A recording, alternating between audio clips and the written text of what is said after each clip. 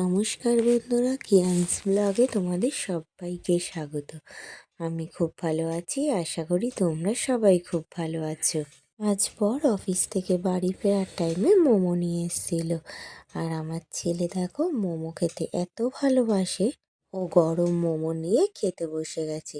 গরম লাগছে তাও ও খাচ্ছে, আবার খেতে খেতে বলছে মা খুব ইয়াম্মি।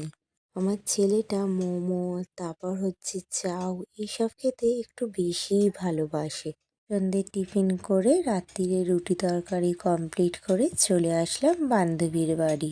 বাপের বাড়ি গেছিলাম, অনেক দিন ওদের সাথে দেখা হয়নি বলে, তাই সবাই মিলে চলে আসলাম কাকিমার বাড়িতে গল্প করতে।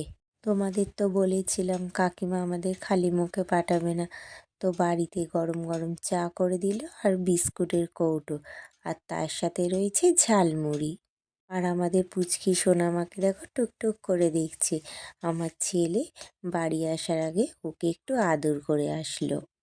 আমার ছেলে নিজেই বাড়িতে দুষ্টুমি করে, আবার ছোট্ট বুনুকে বলছে দুষ্টুমি করবে না। হ্যাঁ, গল্প করে ওদেরকে টাটা জানিয়ে চলে যাচ্ছি বাড়ি।